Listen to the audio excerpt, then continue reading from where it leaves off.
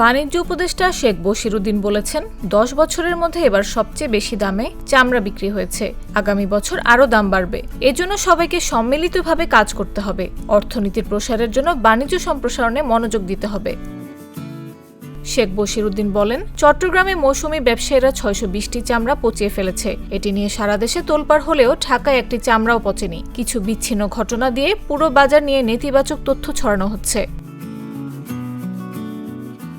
তিনি বলেন, সরকার বিসিকের মাধ্যমে ট্যানারি মালিকদের 3 ধরনের লবণের নমুনা দিয়েছে। তারা পরীক্ষার পর উপযুক্ত লবণ নির্ধারণ করেছেন। এরপর সরকার 7.5 লাখ মণ লবণ কিনে সারা দেশে বিতরণ করেছে। কেউ কেউ লবণের দাম বাড়ার কথা বলছেন, কিন্তু আমাদের লবণ চাষিদের কথাও চিন্তা করতে হবে।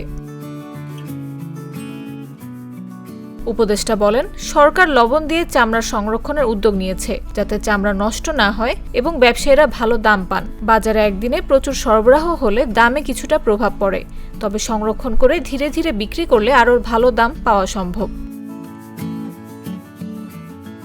তিনি বলেন, আমরা অন্তর্ভুক্তিমূলক ব্যবসা চাই, বিশ্বের সব দেশের সঙ্গে বাণিজ্য করতে চাই।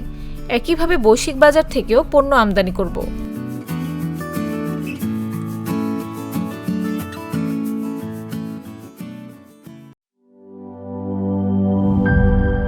এই ঈদে জামা জুতো অ্যাক্সেসরিজের ডিসকাউন্ট।